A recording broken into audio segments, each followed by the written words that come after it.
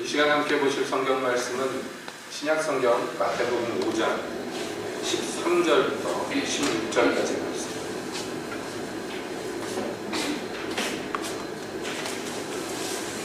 마태복음 5장 13절부터 16절까지 함께 보시겠습니다. 너희는 세상의 소금이니 소금이 만일 그 맛을 잃으면 무엇으로 짜게 하니? 후에는 아무 쓸데없어 다만 밖에 버리워 사람에게 밟힐 뿐이니라. 너희는 세상의 빛이라. 산 위에 있는 동네가 숨기우지 못할 것이요 사람이 등불을 켜서 말 아래 두지 아니하고 등경 위에 두나니 이러므로 집안 모든 사람에게 비추느니라. 이같이 너희 빛을 사람 앞에 비추게 하여 저희로 너희 착한 행실을 보고 하늘에 계신 너희 아버지께 영광을 돌리라. 아멘. 하나님, 이 시간에 주의 말씀을 듣기 원하오니 임하시고 말씀하시옵소서. 듣게 하시옵소서. 예수님의 이름으로 기도합니다. 아멘. 우리가 산상수대 말씀 지난 시간에 계속 이어서 너희는 세상에서 소금이다, 너희는 세상에서 빛이다 하는 이 말씀을 다시 한번 살펴봅니다. 산상수 전체 구조에서 앞서서 본 그 팔복은요, 전제이며 서론입니다. 산상수를 통하여서 주께서 주시고자 하는 그 진리가, 복음이 어떤 사람들에게 적용되어 이루어질 것인가, 그 성도가 어떤 사람인가를 설명하는 것이 팔복이라는, 팔복 이후에 오늘 읽은 그 본문의 내용과 또 앞으로 볼 요 다음 챕터라고 얘기할 수 있죠.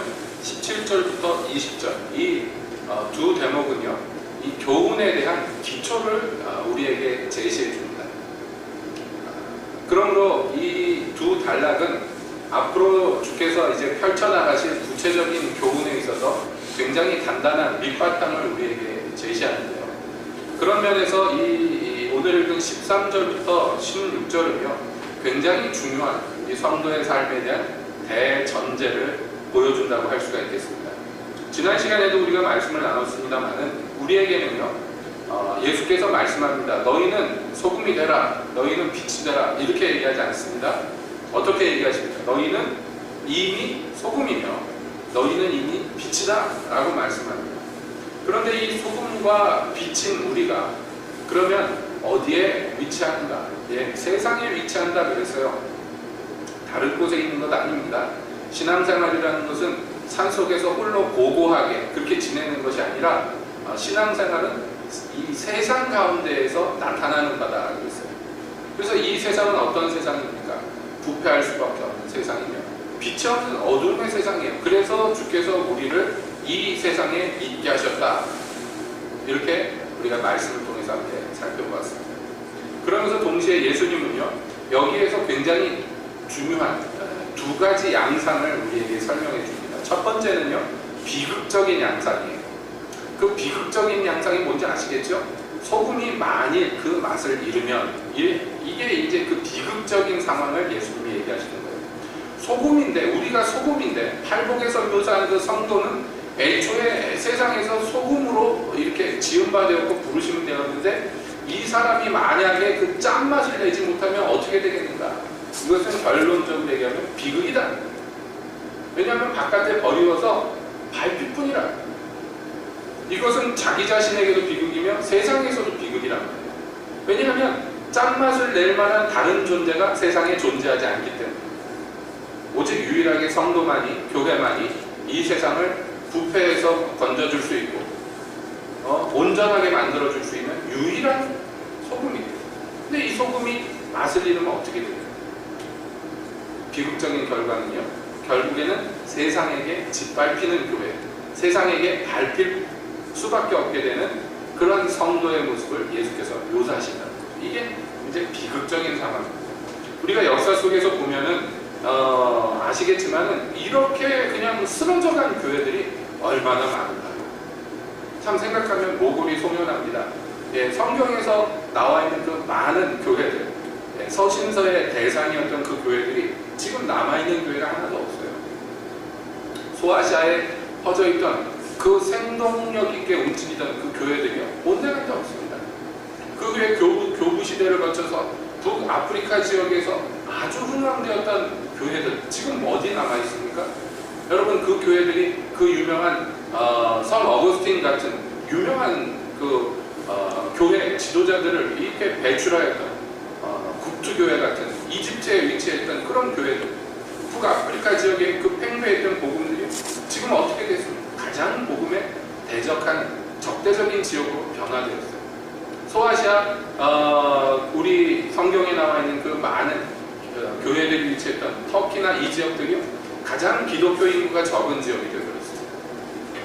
그 외에도 그 이후에 불처럼 일어났으나 그러나 지금 온데간데 없어진 그런 교회들이 얼마나 많은가 생각해보면 예수님이 이 경고하신 예고하신 이 비극들이요 그냥 단순한 비유가 아니라는 것을 우리가 명심해야 됩니다. 왜냐하면 여러분 그렇게 불같이 일어났던 교회의 계보 중에서 우리나라 교회도 예외가 아니기 때문에 그렇습니다. 대한민국의 교회 오늘날 정말로 이 수순을 밟아가는 중에 있습니다. 왜냐하면 우리가요 짠맛을 솔직히 이 세상 우리가 속한 사회 가운데 제대로 내지 못한다는 거죠. 사실입니다. 물론 완전히 그런 것은 아닙니다. 아직도 대한민국에서 말없이 이 사회를 위해서 봉사하고 희생하는 사람들 중에 다수가 기독교인들입니다. 그럼에도 불구하고 우리가 어떤 그런 소금과 같은 위치에서 많이 후퇴하고 있다는 것은 사실입니다. 어제 그제에서 제가 잠시 외부에 갔다 왔는데 저희 제 친할머니 되는 그러니까 우리 애들한테는 증조 할머니 되는 그분이 묻혀있는 이제 묘지를 관리차 들렀는데 거기가 원래 우리 할머니가 돌아가셨을 때 거기 묻히신 이유는 거기가 이제 순복음교회에서 여의도 순복음교회에서 만든 공동묘지 그러니까 교인들 묘지입니다. 그래서 가면은 전부 어떻게 되어 있냐면 성도 아무개 이렇게 비석에 써 있어요. 무슨 권사 아무개, 장로 아무개, 집사 아무개 이런 식으로 비석에 다 써져 있습니다. 그런데 이번에 오랜만에 이렇게 연락하고 가려다 보니까요 이름이 바뀌었어요. 그 서울에 본점을 두고 있는 그 공동묘지 체인이라고 해야 되나요? 일종의 대기업이죠. 그 중에 하나로 편입이 됐어요. 자세한 상황은 모르는데요. 이름을 보니까 또 그 로고 그림을 보니까 불교에서 하는 대로 바뀐 거예요. 팔려나간 것이죠. 그거 가서 보는데 참 아이러니하다 그런 생각을 합니다. 왜냐하면 거기 묻힌 묘지의 묘석은 다 성도 아무개, 권사 아무개, 집사 아무개 이렇게 돼 있는데 이제 앞으로는 거기 불상도 설 거고 그렇게 될 거 아니에요? 벌써 돈 있는 집들은 벌써 털을 닦아놓고 해놓은 것들을 보았습니다. 자, 그런 걸 보면서 그건 뭐 빙산의 일각입니다만 교회가 사실상 이 우리 대한민국에서 여러 명 가장 중요한 이 영적인 부분에서는 더더욱이나 후퇴하고 있다는 것은 사실이고 그래서 교회가 세상을 소금으로서 부패하지 못하게 막았던 여러 번의 그 일들이 이제는 온데간데 없어지고 오히려 세상이 부패한 교회를 향해서 손가락질하는 이상한 일이 공공연하게 벌어지는 상황이 되어버렸어요. 이것은 예수님이 경고하신 바대로요 비극으로 끝날 일들입니다. 그 결과적으로 여러분 보세요. 그렇게 되면요 교회도 비극이지만 그 교회가 속해 있던 사회도 역시 그 비극 겪을 수밖에 없는 것이죠. 여러분 한때 기독교가 흥왕했으나 그러나 그것이 후퇴하고 없어진 그런 장소들 그런 나라들이요 얼마나 지금 고통을 겪고 있는지 몰라요. 세계적으로 보면 그래서 교회가 빠져나간 그 자리에 대신해서 대부분 이슬람이나 다른 종교들이 들어와서요 거기에 속한 사회와 민족들을 피폐하게 만들고 고통스럽게 만들어요. 이것은 참 우려할 만한 상황이 아닐 수 없어요. 이게 이제 비극적인 상황입니다. 그 다음에 예수님께서 얘기해 놓으신 상황은 어떤 것이냐면요 굉장히 우스꽝스러운 상황. 너희는 세상의 빛인데 그런데 산 위에 있는 동네가 숨기지 못할 것이며 사람이 등불을 켜서 말 아래 두지 아니하고 등경 위에 두나니 이렇게 얘기하셔요. 그건 어떤 말씀입니까? 빛이에요? 빛이 있어요? 그러면 빛은 당연한 쓰임새가 있습니다. 빛은요 밝히려고 밝히려는 목적을 가지고 존재합니다. 그런데 어떤 사람이 이것을 빛을 등을 켜놓고서 그것을 누가 말 아래로 감춰놓겠느냐? 등은 불을 켰는데 그걸 등경 위에 올려놔야지 누가 그 밑에다가 내려놓겠느냐? 할 수 있는 한 더 많은 영역을 밝히도록 빛을 효과적으로 이렇게 반사하도록 여러 가지 장치를 해놓는 것이 정상인데 그렇게 하지 않는다면 그거 얼마나 우스꽝스러운 짓이냐. 말도 안 되는 얘기, 말도 안 되는 일이라는 거지. 예수님께서는 이 소금과 빛의 얘기를 하시면서 이 두 가지 경우를 얘기합니다. 안 좋은 경우로 말이죠. 자, 그러면 이 빛이 있는데 그것을 감춰버리는 그런 우스꽝스러운 것은 어떻게 우리 현실에서 나타날까요? 그러니까 뭐냐면 이 사람이 빛이 된 것은요, 자기 자체가 발광체가 됐기 때문이 아닙니다. 그럼 뭐예요? 빛이신 분이 그 사람 안에 좌정하셨기 때문에 빛이 된 거예요. 그러니까 이건 주님의 은혜로 말미암아 빛이 되었습니다. 물론 소금도 마찬가지지만요. 근데 빛은 되었는데 이 빛이 스스로 비추기를 싫어한단 말이에요. 그래서 이것을 감춰놓는다는 얘기입니다. 이게 예수님 표현대로 하면 되게 우스운 상황이고 황당한 상황이지만 사실 현실 속에서는 굉장히 많이 나타나는 상황. 여러분, 기독교인이에요. 누가 봐도 기독교인이고 자기 스스로도 기독교인이라고 생각해요. 그렇게 또 사실이 기독교인이에요. 그래서 세상 사람들처럼 살지 못해요. 우리나라식으로 하면 막 술, 담배 막 하면서 막 살지 못해요. 남들 하는 식으로 막 나쁘게 세상 사람들처럼 살지는 못해요. 그렇다고 해서 또 세상의 어두운 부분을 비추는 것도 하지 않아요. 근데 이게 어정쩡하지 않아요. 분명히 빛은 있는데, 왜냐하면 비치신 분이 임하셨기 때문에 빛이 되어버렸는데 이게 비추는 것을 싫어한단 말이에요. 빛이. 그래서 이걸 감춰놔요. 그럼 말통으로 덮어놔버려요. 그럼 이게 어떻게 된 일입니까? 이게 무슨 일입니까? 이것은요, 비극적인, 우스운 일이에요. 오늘날 너무나 많은 성도들이요, 그저 이러한 위치에 자기가 있기를 원합니다. 어쩔 수 없어서 그렇게 된 게 아니라 그렇게 하기를 작정했고 원했기 때문입니다. 여러 이유가 있겠죠. 예를 들자면 어떤 사회에서는 기독교인인 것을 드러내면 많은 피해를 봅니다. 핍박을 받고 심지어는 순교까지 당할 수 있습니다. 오늘날에도 말이죠. 그래서 그 빛을 발하지 못할 수도 있습니다. 그건 아주 최악의 경우죠. 그러나 그렇게까지 많은 핍박과 피해가 있지 않다 할지라도 기독교인으로서의 자기의 정체를 드러낼 때, 그래서 빛을 이 세상에 비출 때 여러분 어떤 반응이 세상에서 오겠습니까? 어두움은요, 이 세상은 어두움을 사랑하기 때문에 빛이신 주님이 오셨을 때 그것을 미워했다고 얘기합니다. 요한복음 3장에서는요, 그들이 어두움을 사랑했기 때문에 예수님을 미워했다고 얘기합니다. 그런데 이와 똑같은 일들이 빛을 이 어두운 세상에 발할 때 그냥 나타나요.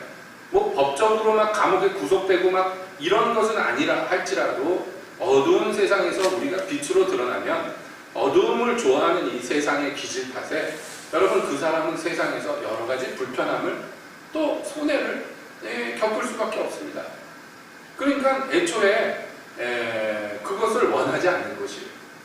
많은 성도들이 그렇습니다. 그래서 빛인데, 자기 정체는 빛인데 이걸 빛이 아닌 척 가리고 감춰놓고 암막 커튼을 막 둘러놔가지고 빛이 밖으로 못 새나가요. 또는 빛이 나가긴 나가는데 적극적으로 등잔 위에 높이 달아서, 그래서 여러 군데 비추는 게 아니라 등잔 밑에 놔서 그 주변만 살짝 비추게 만듭니다. 굉장히 이것은 그 빛이 나가는 것을 적극적으로 싫어하든지 아니면 소극적으로 하든지 그런 거예요. 예수님은 반문합니다. 누가 그렇게 하겠느냐고, 빛인데 누가 등불을 그렇게 켜겠느냐고. 그것은 무엇을 얘기합니까? 그럼에도 불구하고 그런 사람, 그렇게 빛을 밝히지 못하는 사람들이 많을 것을 주님께서 반증적으로 말씀하십니다. 이것은 또 하나의 교회 성도의 비극입니다. 왜냐하면 여러분, 우리가 이 세상의 빛이에요.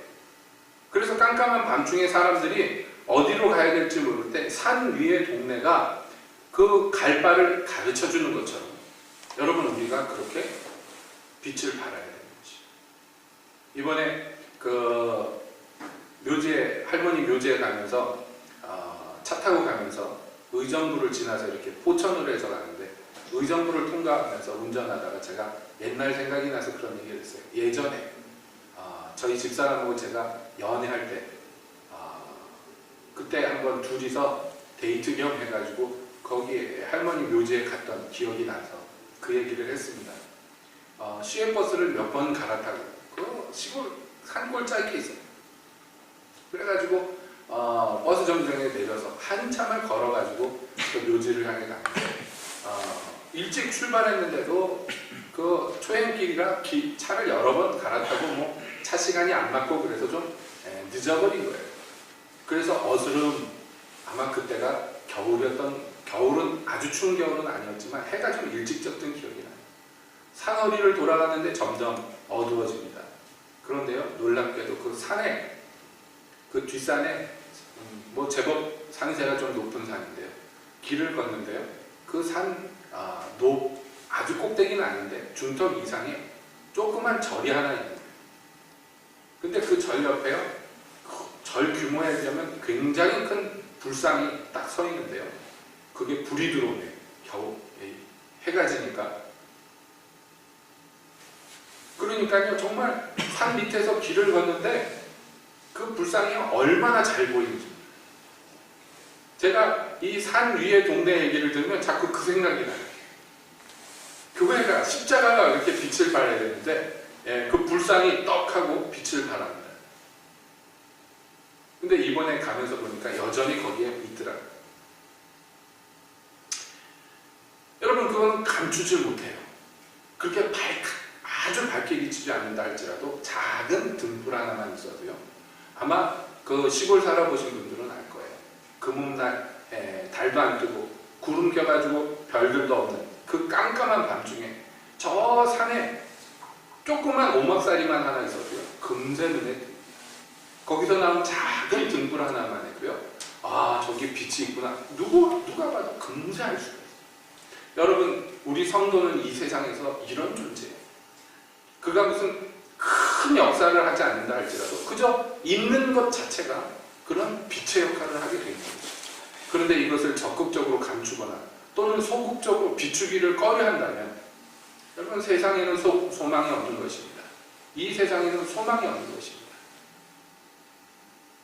그렇기 때문에 예수님은요, 우리에게 결론적으로 말씀합니다. 그러니까 너희는 이러한 비극적인 일들이나 또는 이런 말도 안 되는 우스운 일들에 얽히지 말고, 그러면 어떻게 해야 되느냐?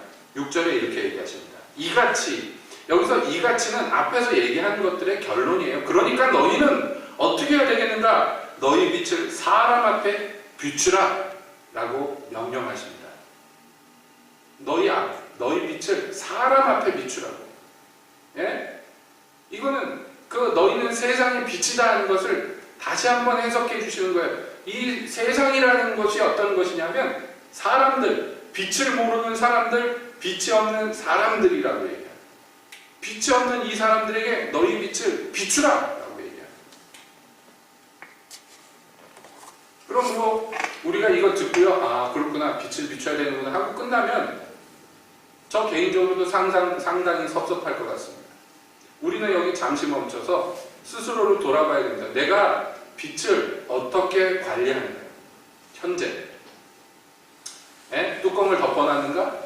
그렇지 않으면 등잔 밑에다가 놔서 그 주변에서만 살짝 비추게 하는가? 적극적으로 빛을 차단하는가? 소극적으로 빛을 차단하고 있는가? 여러분, 이것을 우리가 비춰봐야 돼요. 스스로를. 말이 어려운가요? 더 직접적으로 얘기해 봅시다. 여러분들이 비추는 빛으로 말미암아 누구에게 영향을 끼쳤습니까? 예? 어두운 가운데 있는 사람은 누구에게 빛을 보여줬습니까? 응? 내가 세상에서 사람들에게 기독교인 거 나타냈는데 그래서 내가 나름대로 빛을 비추었는데 근데 누가 영향을 받았는지 잘 모르겠어요. 여러분 이렇게 반문하실지 몰라요. 그래서 예수님이 설명해 놓으셨어요. 사람 앞에 비추면 어떤 결과가 나오는가 거기에 대해서 설명해 놓으셨는데요.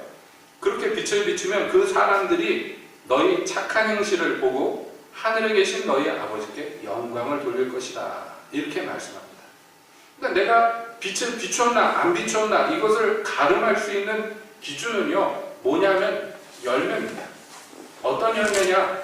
사람이 빛을 모르던 사람이 그 빛을 보고 화들짝 놀라서 그 결과로 하나님께 영광을 돌리는 것. 여러분 이것이에요. 예수님이 여러분 복음서에 보면요.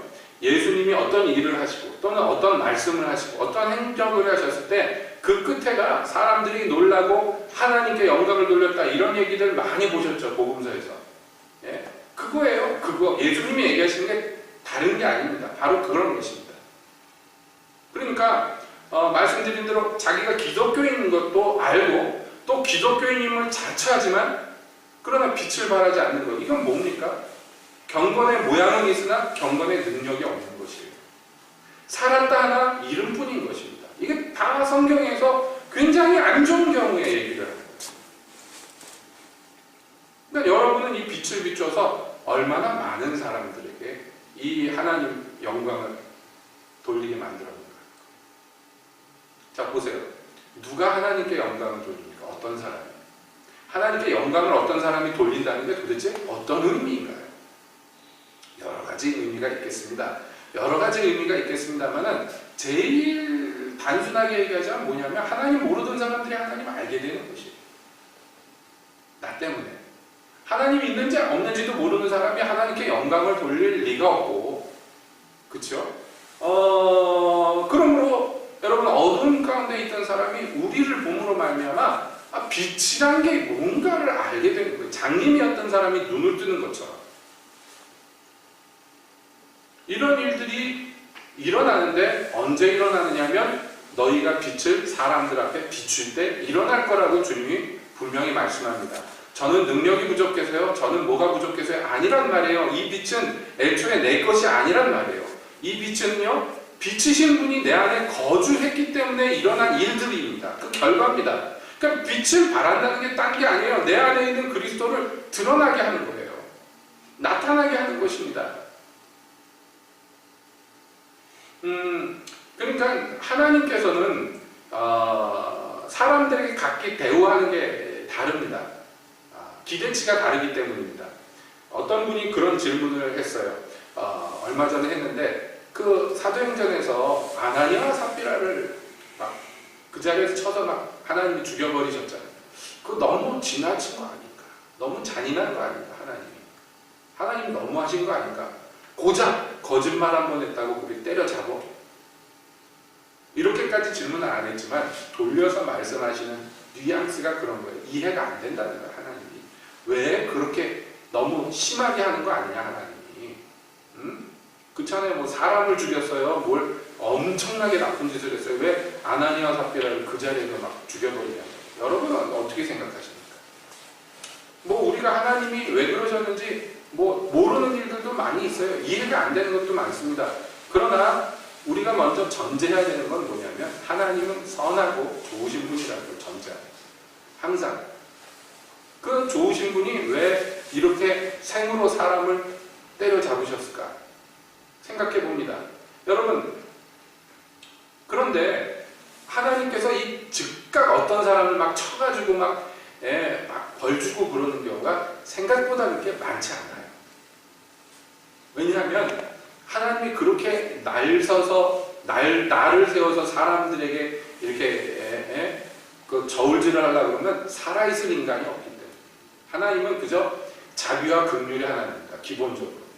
그래서 거역하는 자들까지도 오래 참으시는 분이에요. 그런데 왜 아나니아와 삽비라에게는 이렇게 날선 반응을 보이실까요?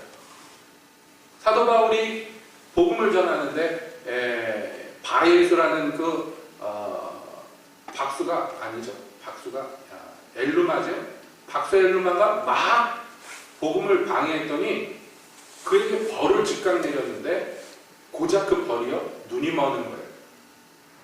이 사람은 정말 나쁜 인간이에요. 총독에게 복음이 전해졌을 때 그가 믿는 것을 완전히 적극적으로 방해했던 자예요. 그런데도 불구하고 하나님께서는요, 그저 눈 정도 멀면, 그것도 대단한 일이에요. 그 성경에서 그 즉각 벌받아서 이렇게 맞아 죽고 그런 경우를 찾아보기가 참 힘든 것이 고라자손 정도?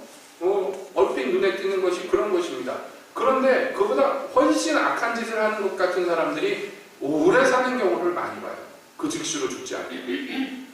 그러니까 좀 형평성에 좀 문제가 있지 않는가 이렇게 우리가 생각할 수도 있지요.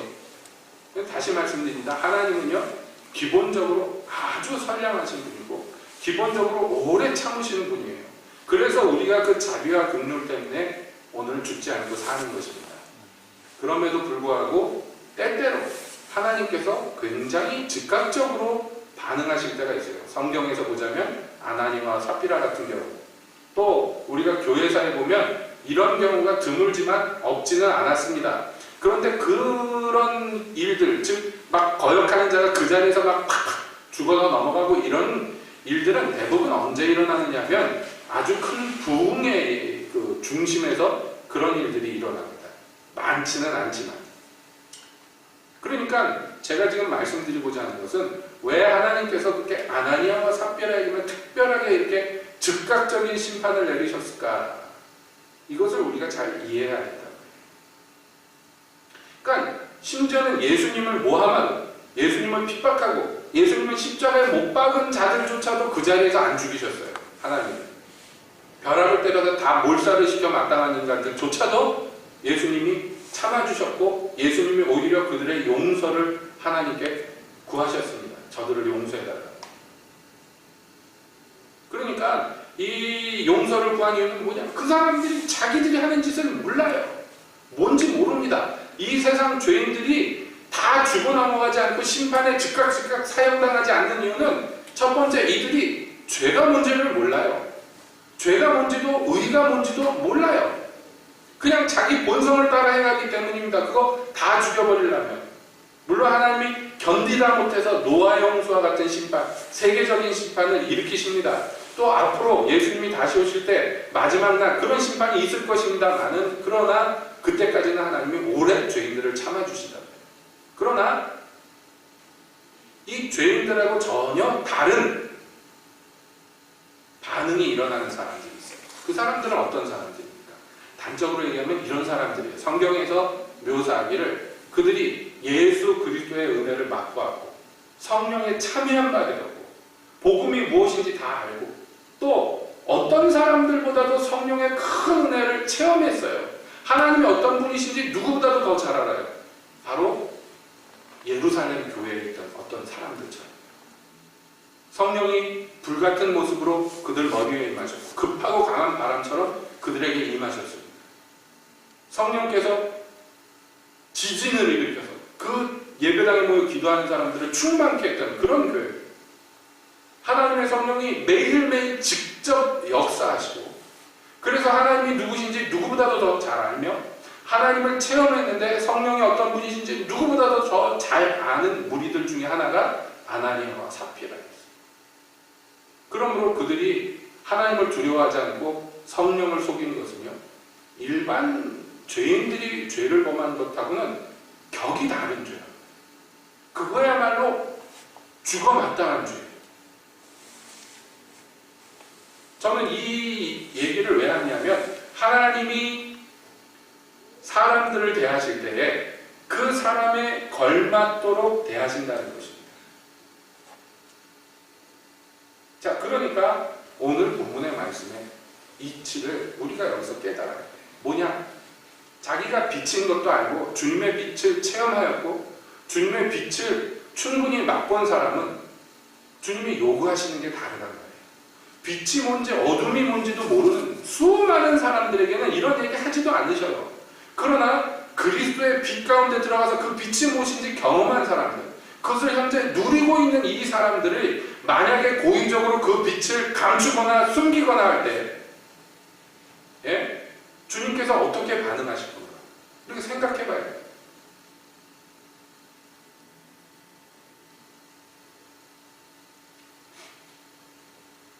빛이 뭔지 모르면, 그래서 어두움이 뭔지도 모릅니다.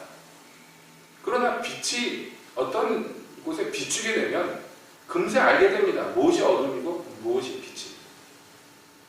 그뿐만 아닙니다. 그 빛을 여러 번 경험하고 그 빛 가운데 행하는 것이 무엇인지도 체험하고 배웠어. 직접 맛봤어. 자, 그런데 어떻게 이 빛을 감출 수 있냐? 왜 이 빛을 비추지 않냔 말이에요. 예수님께서 방문하신, 너희는 세상의 빛인데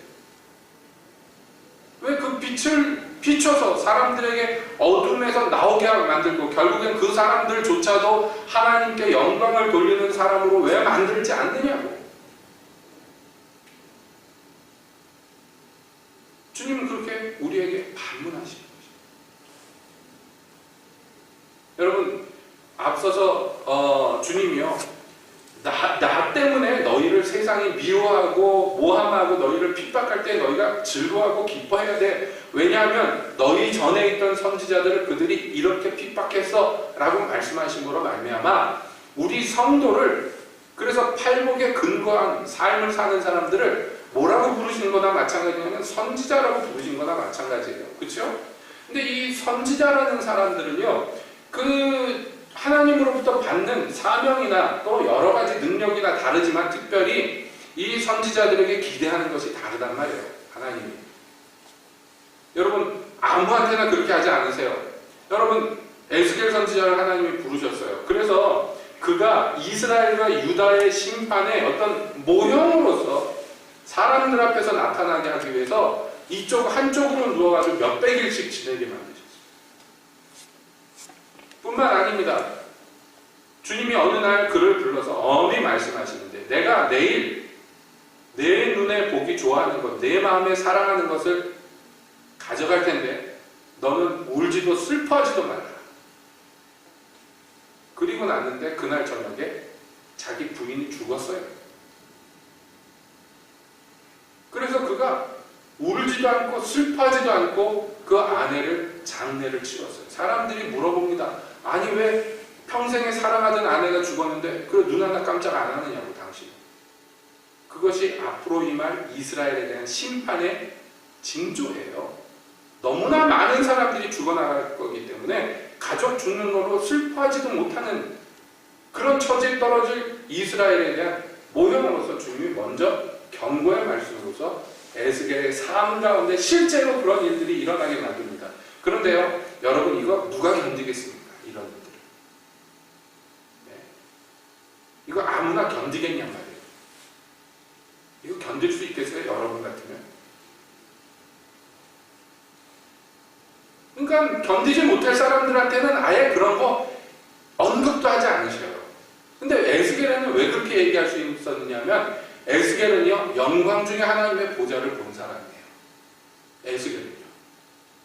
하나님의 보좌의 영광을 보았고 그 보좌 위에 앉으신 이를 대면한 사람이에요.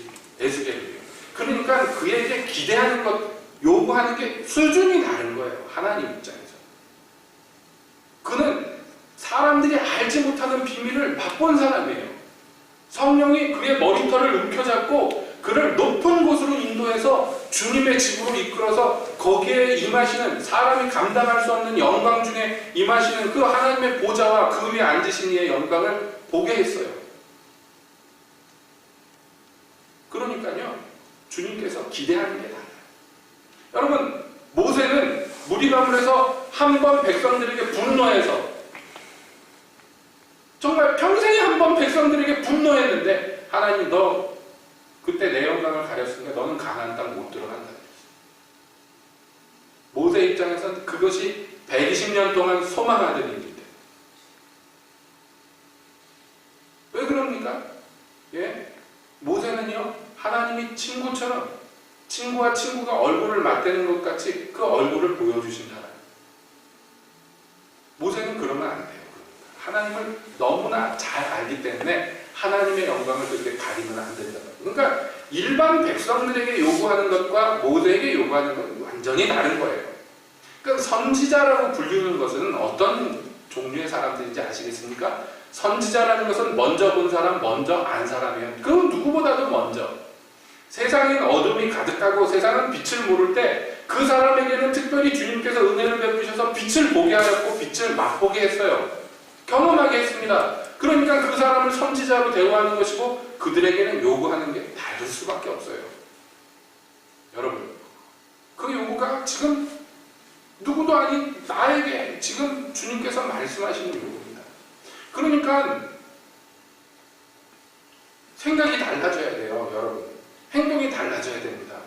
주님께서는 여러분을 선지자로 대우하고 싶은데, 예?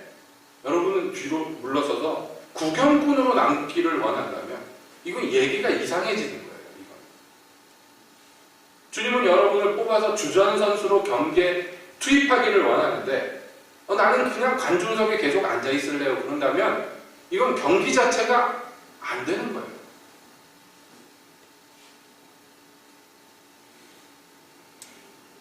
그렇기 때문에 우리가 이 말씀 앞에서요, 그냥 듣고 지나가지 마시고 제발 부탁하는데요, 지금 오늘 나를 부르시는 부르심이 무엇인지를 다시 명백하게 좀 우리가 새롭게, 예?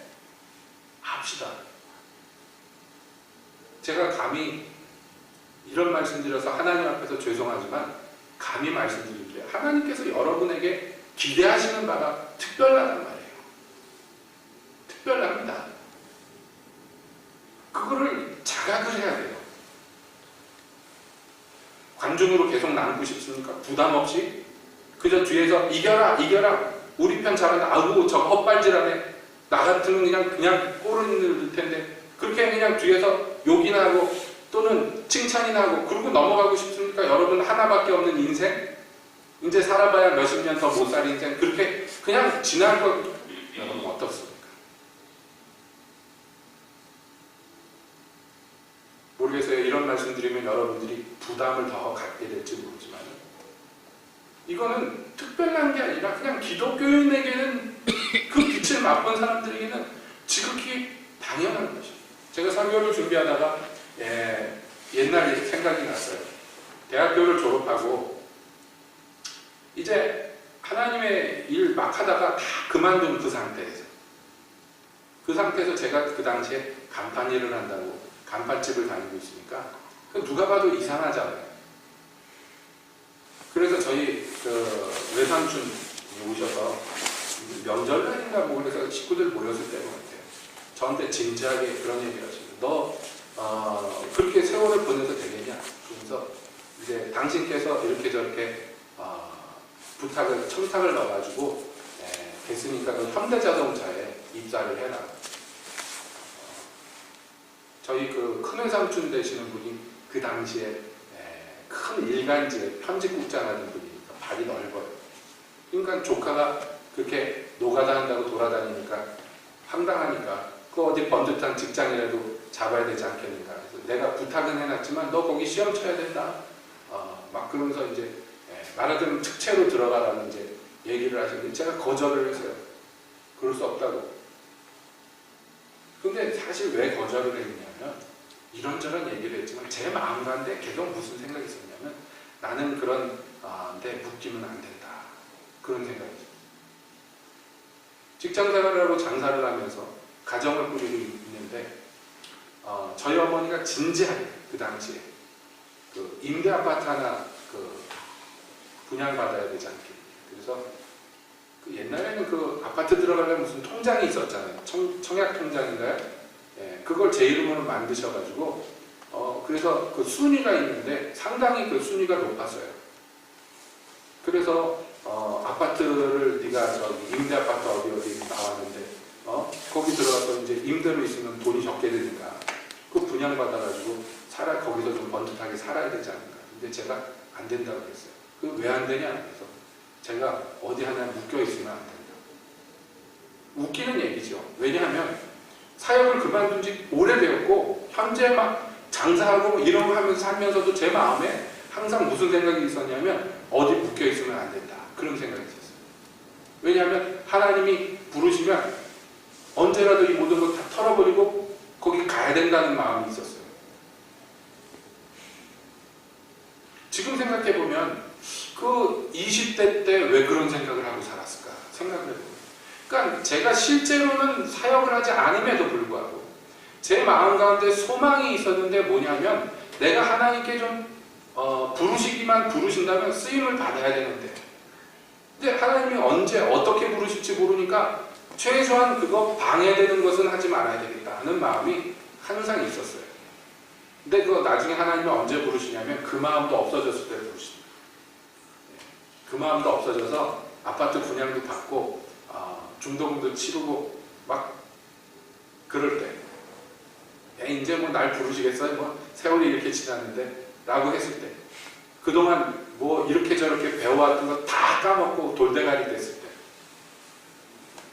정말 자신만만하게 어디 가서 성경 가르치던 사람이 성경도 기억을 잘 못할 때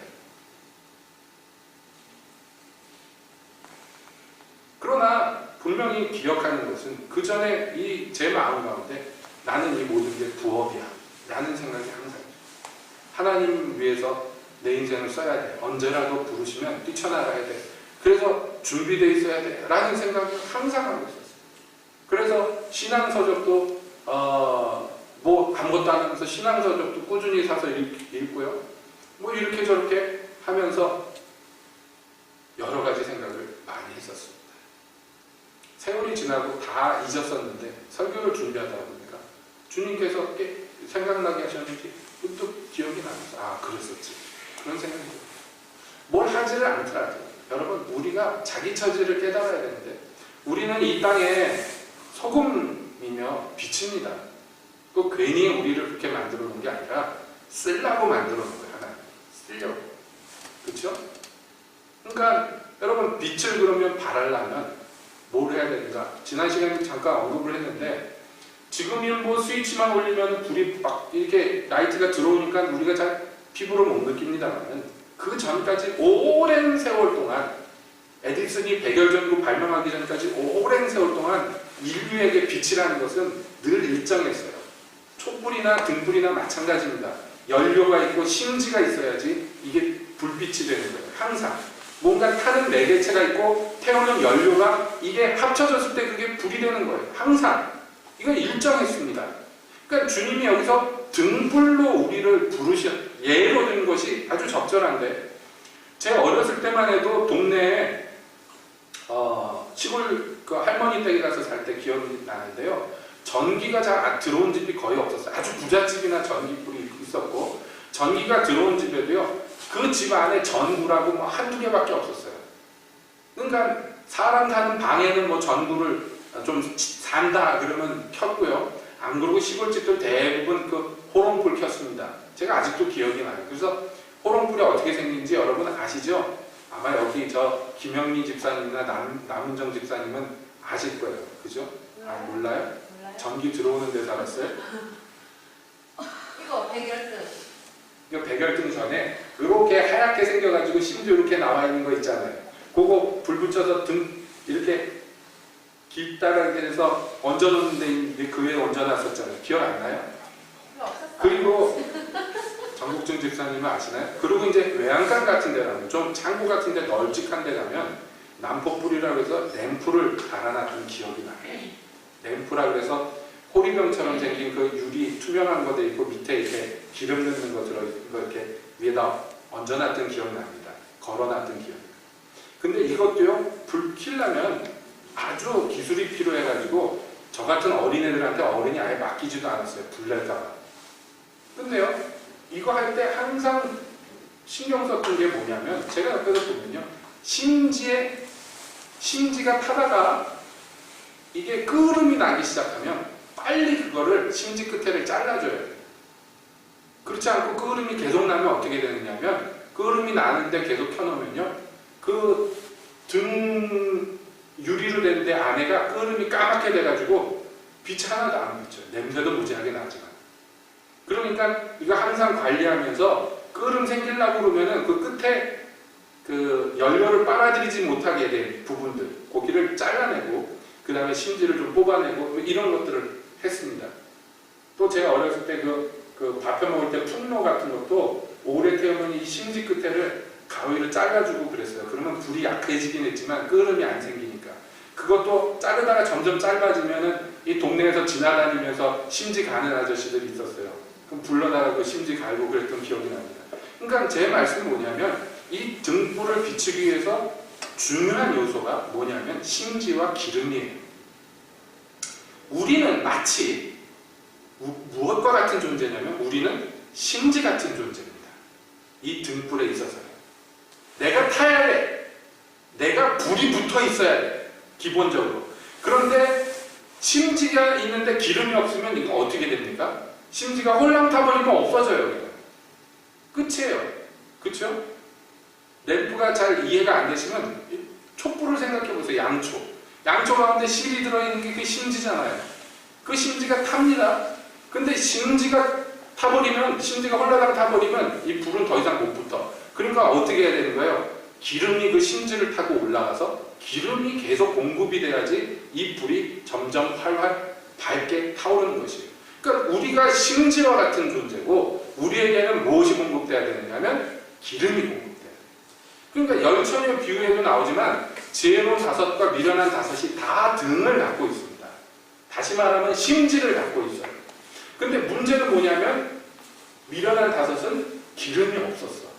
그러니까 예수님이 오실 때, 신랑이 오실 때 불을 못 피우는 거예요.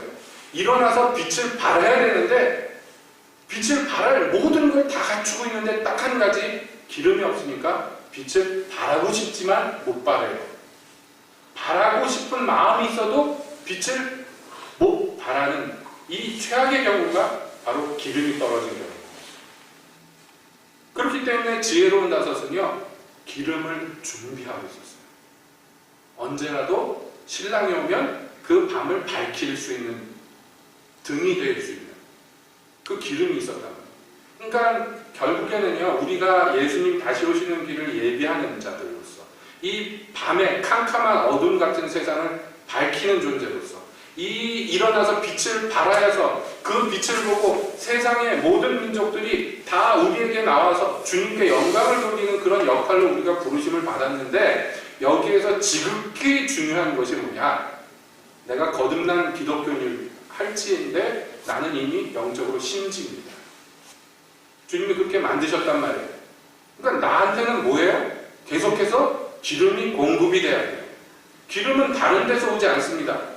기름은 기름 부으시는 이 그에게서 옵니다. 그러니까 우리가요, 그래서 자꾸 예수님께 나가고 그래서 자꾸 성령으로 충만해야 돼요. 우리가 다른 것 아닙니다. 딱 하나 이유, 빛을 발하기 위해서 그렇단 말이에요. 나 좋자고 하는 게 아니에요. 물론 나도 좋아요. 빛이 있어야지 내가 소모되지 않습니다. 기름이 있어야지 내가 소모되지 않아요. 기름이 없는데 계속 불을 펴대면 결국엔 심지가 타서 없어질 뿐이에요.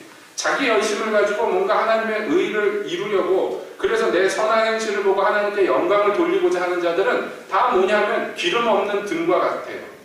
이 사람들이 이 다음 챕터에서 다룰 바로 바리새인들의 의가 그런 의입니다. 자기 자신을 태워서 이 의를 이루려고 하니까 아무것도 이룰 수 없는 거예요. 이 불의 주체는 나이지만 동시에 주님입니다. 주님 없이 나만 있어서는 아무것도 안 돼. 또 내가 스스로 불 붙기를 원하지 않으면 기름이 있어봐야 소용이 없는 것처럼. 이게 한 몸을 이룰 때, 주님과 내가 온전히 연합될 때 이것이 과연 빛을 발하죠. 그래서 이 세상에 빛을 비출 수가 있게 돼요. 사람들에게 빛을 비출 수 있게 돼요. 그러니까 우리가 열심을 내야 될 부분이 바로 여기에 있습니다. 내가 어떻게 기름을 공급받을 것인가. 여러분, 예배당에 나온 것은 여러분이 어떻게 보면 주유소까지 왔는지도 몰라요. 근데 주유소에 왔는데